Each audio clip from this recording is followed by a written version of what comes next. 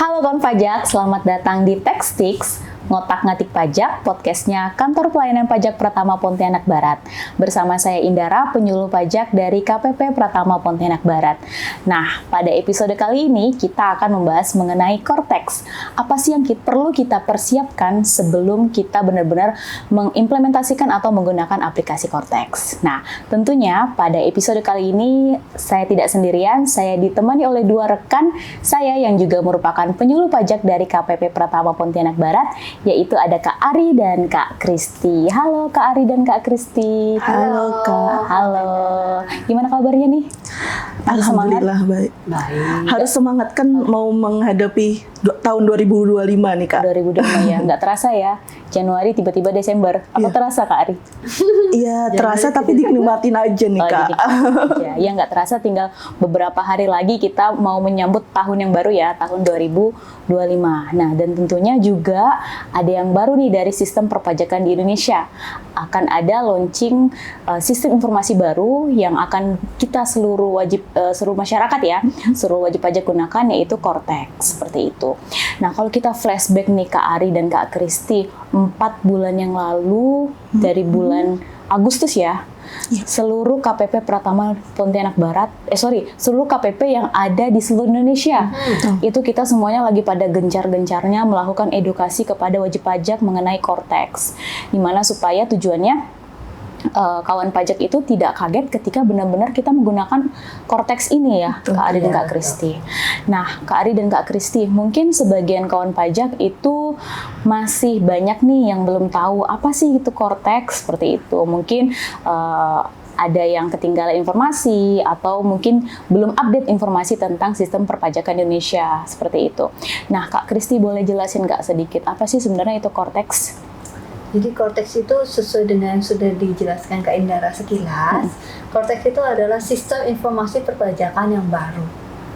Kita kembali ke latar belakang dulu. Kenapa sih kita butuh sistem informasi perpajakan yang baru? Kenapa nggak pakai yang sekarang aja? Karena yang sekarang ini memang kita ada banyak aplikasi. Contoh, lapor SPT tahunan, DJP Online. Kemudian mau lapor SPT masa PPN, kita gunakan BP Faktur. Mau buat faktur, kita gunakan e-tax invoice. Kita mau ngecek tentang PKP, NSFP, sertifikat elektronik masih berlaku apa enggak, itu di Entova. Itu sendiri aja udah berapa, ya kan? Sebelum-sebelumnya lagi, tahun-tahun sebelumnya, kalau memang ada wajib pajak yang sebelum tahun 2020 kayaknya masih ada yang nama ISPT, ada yang namanya IPPH 21, ya kan, ISPT PPH 21. Itu kan sekarang digabung ke DJP Online. Tapi DJP Online sendiri sepertinya belum bisa bergabung dengan PPN. Nah, kemarin juga saya sempat waktu di Helpdesk sempat ketemu beberapa wajib pajak yang ngomong, "Bu, ini kenapa sih kita nggak satu aja gitu loh? Jadi kita nggak usah banyak-banyak aplikasi." Mungkin dari situlah negara berpikir untuk menggabungkan dan kita pakai Cortex web based, nggak bukan aplikasi, karena juga e-tax invoice memang banyak yang protes, "Bu, saya harus buka ini, kemudian saya nggak bisa, mobilitas saya tinggi gitu kan, laptopnya harus dibawa kemana-mana, kalau nggak pakai laptop ini nggak bisa." Sekarang kita kalau misalnya nanti kita pakai Cortex, itu gabung jadi satu. Oke, jadi tentunya akan mempermudah kawan pajak ya dalam melaksanakan kewajiban perpajakannya ya. Web based juga, jadi nggak install lagi. Oh, nggak install lagi, jadi berbasis website. Pasti tentunya ini pada saat benar-benar kita peralihan ya dari sistem yang lama dengan sistem yang baru, tentunya dengan adanya perubahan kan kadang kita perlu beradaptasi ya dengan sistem yang baru. Mungkin sebagian wajib pajak atau kawan pajak mungkin agak kesulitan nih dengan adanya perubahan sistem seperti ini ya. Nah, Kak Ari bisa nggak Kak Ari kasih tahu nih ke kawan pajak apa sih sebenarnya manfaat-manfaat atau keunggulan-keunggulan dari Cortex supaya kawan pajak di rumah yang nonton podcast kita juga merasakan bahwa positive thinking gitulah ya. Jadi Cortex ini nih sebenarnya untuk mempermudah kita kok, walaupun awal-awalnya itu mungkin ya kita perlu beradaptasi ya. Namanya juga kita perlu kenalan dulu dengan aplikasi yang baru seperti itu. Bisa jelasin nggak Kak Ari, apa sih manfaat-manfaat yang diberikan dari Cortex ini dengan adanya Cortex ini? Oke, nah kata kuncinya nih Kak Indra, kata kuncinya adalah kemudahan wajib pajak. Jadi aplikasi ini atau sistem ya nih Kak Kristi ya, sistem ini, sistem Cortex ini dibuat itu tujuannya untuk memudahkan wajib pajak. Yang pertama tentu saja dengan memudahkan wajib pajak jadi lebih efektif dan efisien. Karena tadi tidak perlu lagi ganti-ganti aplikasi, semuanya ada di dalam satu web yang nanti mencakup semua layanannya. Jadi bisa aplikasi e-faktur di situ, aplikasi e-bupot unifikasi ada di situ, kemudian untuk lapor SPT tahunan juga di situ. Semuanya nanti terangkum dalam satu web. Nanti di web Cortex. Kemudian selain kemudahan kemudahan terus efektif dan efisien, kemudian ya tadi seperti yang Kak Kristi sebutkan. Jadi ketika ada nih wajib pajak yang mobilitasnya tinggi gitu ya Kak Indra. Jadi tidak perlu lagi nih untuk membawa laptopnya kemana-mana karena sistemnya kembali lagi dalam bentuk web. Jadi bisa dibuka kapan saja dan di mana saja. Kemudian ada lagi, jadi kita tidak perlu lagi nih nyimpan banyak akun karena sebelumnya kan karena aplikasinya banyak. Kemudian setiap aplikasi itu ada akunnya Kak. Nah akun ada password banyak pula. Nah itu jadi kayak dengan adanya Cortex ini harapannya jadi cukup satu aplikasi, kemudian satu akun yang diingat oleh wajib pajak seperti itu, yang untuk memfasilitasi semua layanannya gitu Kak. Jadi yang jelas ya, yang jelas kita atau pemerintah itu dengan adanya Cortex ini untuk mempermudah kawan pajak ya untuk melaksanakan kewajiban perpajakannya. Tentunya untuk masyarakat juga ya. Betul Kak. Biar sama juga dengan ini ya, kita juga mengikuti perkembangan teknologi ya. Betul. Seperti itu. Kalau mungkin dulu banyak aplikasi seperti yang Kak Kristi tadi sampaikan, sekarang berbasis satu aplikasi dan berbasis website. Nah, kalau tadi kan manfaat-manfaatnya nih Kak Ari dan Kak Kristi yang tadi disampaikan oleh Kak Ari. Nah, bisa nggak Kak Kristi bandingkan nih Kak, mungkin kan kalau tadi manfaatnya nih secara global ya, kalau Kak Kristi bisa nggak ceritain sedikit keunggulan-keunggulan atau fitur-fitur baru apa sih yang kalau dibandingkan dengan sistem lama, anggaplah misalnya DJP online ya, dengan fitur lama, dengan Cortex ini, apa yang membuat wajib pajak ini atau kawan pajak nih menjadi, oh iya jadi lebih gampang sih, kalau yang lama itu lebih sulit seperti itu. Dengan adanya Cortex ini kami merasa dimudahkan atau lebih mudah dalam melaksanakan kewajiban perpajakan. Bisa jelasin nggak Kak, atau cerita sedikit lah tentang keunggulan-keunggulan dari Cortex ini? Oke. Sebenarnya yang biasa banyak masalah itu pembuatan billing. Billing itu kalau misalnya dibuat itu kadang kan kita harus ngetik nih. Oh kalau PPN 411211 masa 100 gitu kan. Nah kalau yang sudah biasa pernah oke. Tapi kalau yang nggak biasa, bahkan yang biasa pernah aja masih kebalik 411121 411211 kan mirip-mirip ya. Belum lagi PPN suka kebalik dengan PPN BM 41221. Nah, itu kan juga terjadi kesalahan. Kalau di Cortex kita itu udah nggak membuat billing. Jadi ketika kita membuat bukti potong, otomatis billingnya tercreate. Setelah billingnya tercreate, kita kan bayar nih. Jadi billing itu hanya diklik saja, tidak dibuat. Maksudnya tidak diketik satu-satu. NPWP-nya juga nggak salah, ya kan? Masa dan jenis pajaknya juga nggak salah. Dan satu lagi kelebihannya, satu di antara banyak kelebihannya, ketika kita sudah bayar, itu kan muncul yang namanya NTPN. NTPN itu kalau di web atau di PPh 21 kita nyimpen nih. Yang lama ya? Iya, di DJP online kita input IJ itu suka salah, NOO suka salah. Kalau di Cortex tidak usah diinput. Ketika billing yang sudah diunduh itu, sudah diklik itu, sudah di-create di Cortex, sudah dibayar, dia otomatis akan membaca terbayar dan otomatis terlapor. Berarti kalau sebelumnya banyak tahapan ya untuk melaporkan. Mengurangi beberapa, jadi lebih efisien seperti kata Kak Ari. Nah, selain itu juga STP. Tapi yang tadi tuh Kak Kristi sebenarnya memang banyak ini sih. Banyak masalah, kan? Iya, karena kawan pajak tuh juga, misalnya ya kalau ke helpdesk nih, datang, Kak, tolong bantu dong cara bikin bukti potong, bantu bikin bukti potong, terus sampai create kode billing, terus padahal dia sebenarnya mau sampai lapor nih, harus bayar dulu, nanti setelah bayar balik lagi ke helpdesk untuk wajib pajak yang mungkin kurang paham ya, tata cara pelaporannya, datang lagi untuk input bukti bayar, terus baru ini ya kirim lapor SPT-nya seperti itu ya, cukup bolak-balik juga ya kalau wajib pajak harus konsultasi. Oh, kalau ini nanti langsung bayar langsung udah otomatis lapor ya? Iya, otomatis. Jadi ketika pembayaran atas billing yang telah di-create, dia membaca billing tersebut sudah terbayar, dia akan terlapor. Oke. Terus apa lagi Kak Kristi? Keunggulan-keunggulannya? Keunggulan yang lain, contoh STP atau SKP. Wajib pajak kan kita kan saat ini ya di DJP online juga kita menggunakan jasa layanan pihak ketiga. Ya kan, pihak ketiga ini kan bisa pos, nah atau JNE lah ya.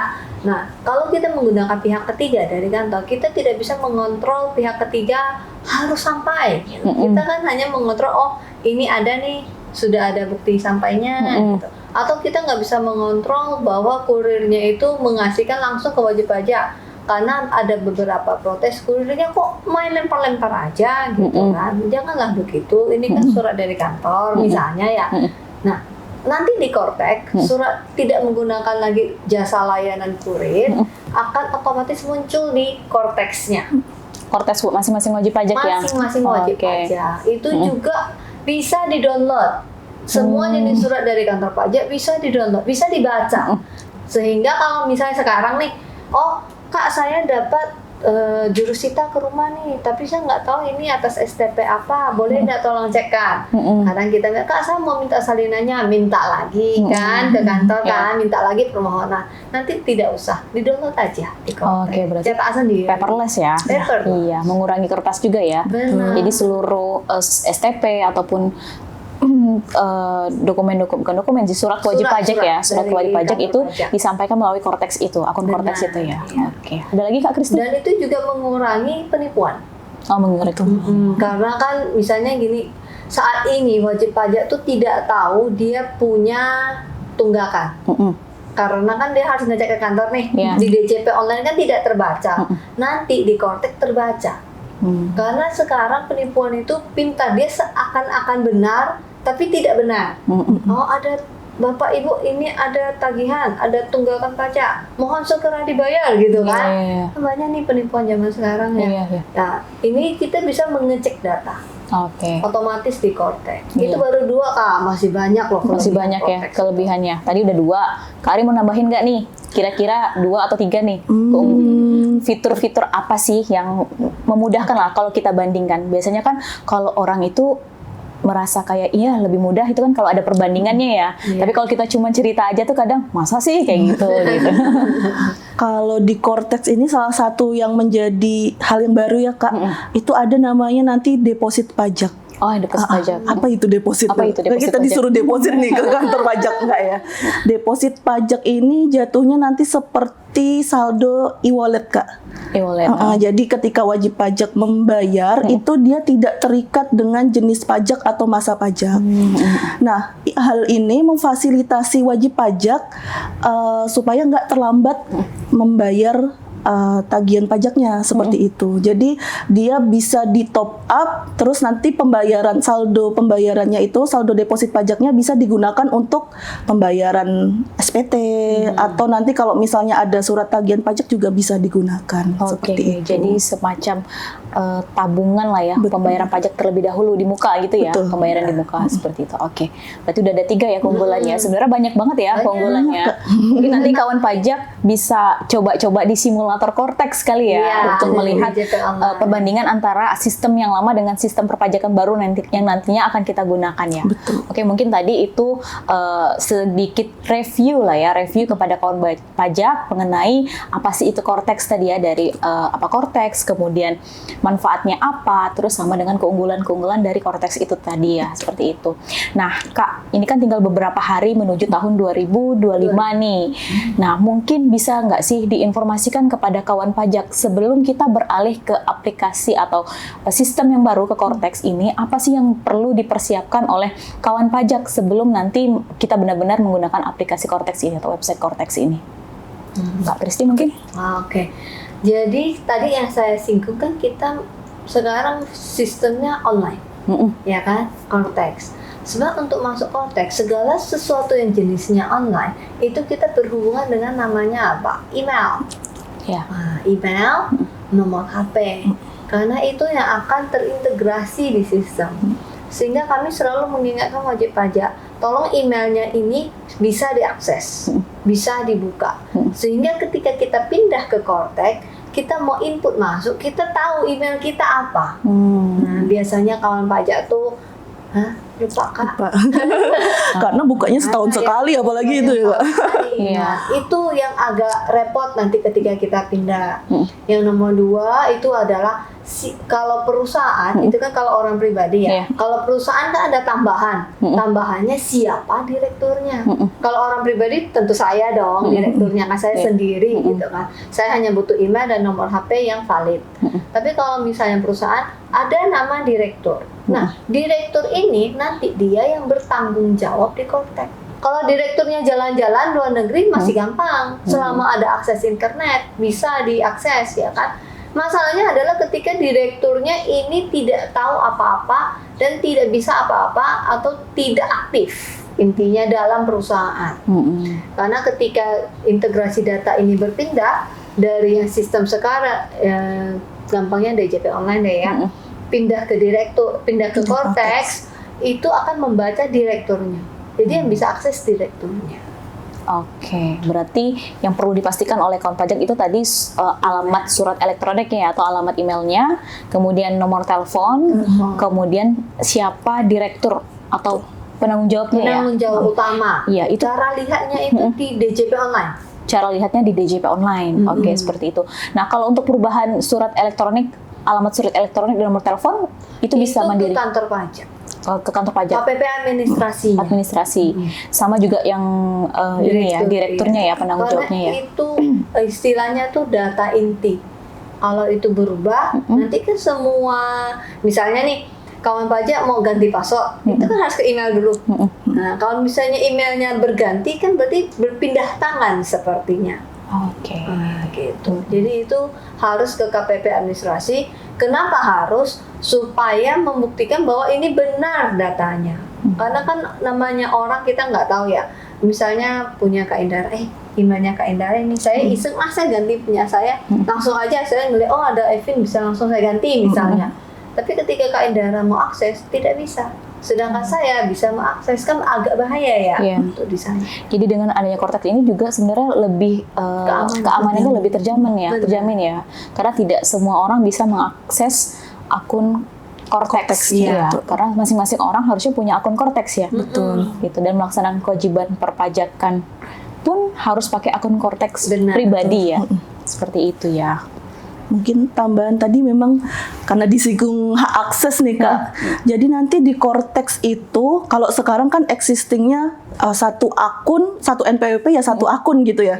Jadi untuk kewajiban perpajakannya ya pakai akun itu. Kemudian kalau misalnya mau dipakai atau dikerjakan oleh pegawai lain, akunnya di-share seperti itu ya. Nah, nanti di Cortex itu ada namanya hak akses Kak. Jadi nanti makanya harus dipastikan pengurusnya itu adalah yang aktif, karena nanti ketika pindah ke aplikasi Cortex, pengurus inilah yang penanggung jawab utama inilah yang memberikan hak akses. Nah, nanti dari direktur atau pengurus utamanya dari wajib pajak itu memberikan hak akses ke pegawai-pegawainya, dan hak aksesnya itu pun juga bisa ditentukan Kak. Jadi misal satu pegawai itu hanya boleh mengerjakan draft SPT, berarti dia hanya bisa membuat sampai dengan draft, tidak bisa sampai melaporkan SPT-nya. Nah itu nanti jadi setiap wajib pajak penanggung jawab utamanya bisa memberikan hak aksesnya. Nah bagi wajib pajak yang diberikan hak akses, dia mengakses akun Cortex-nya dari akun Cortex sendiri. Jadi tidak lagi perlu sharing password seperti itu, Kak. Jadi lebih aman. Lebih aman ya, lebih terjaga kerahasiaan dari Kak. kewajiban perpajakan perusahaan ataupun kewajiban perpajakan pribadi ya. Iya. Seperti itu. Baik kawan pajak, itulah tadi informasi-informasi yang disampaikan oleh dua narasumber kita, yaitu Kak Ari dan Kak Kristi mengenai Cortex. Nah, apa saja sih yang perlu kawan pajak siapkan sebelum Cortex ini benar-benar launching? Kalau sedikit merangkum tadi yang sudah disampaikan oleh Kak Ari dan Kak Kristi, bahwa ada 3 hal yang perlu kawan pajak persiapkan sebelum Cortex ini launching. Yang pertama adalah pastikan alamat surat elektronik, nomor telepon kawan pajak bisa diakses atau kawan pajak bisa membuka email tersebut seperti itu. Kemudian yang kedua tadi nomor telepon itu harus bisa dihubungi atau masih aktif. Kemudian yang 3 adalah untuk wajib pajak badan, silahkan dicek siapa sih penanggung jawab yang terdaftar di akun DJP online-nya. Karena orang tersebutlah nanti yang pertama kali akan memiliki hak akses penuh untuk mengakses kewajiban perpajakan dari perusahaan Bapak Ibu atau kawan pajak, seperti itu. Nah, kawan pajak, semoga dengan adanya Cortex ini semakin memudahkan kawan pajak dalam melaksanakan kewajiban perpajakan kawan pajak dan tentunya akan meningkatkan kepatuhan perpajakan untuk dalam rangka mewujudkan Indonesia maju.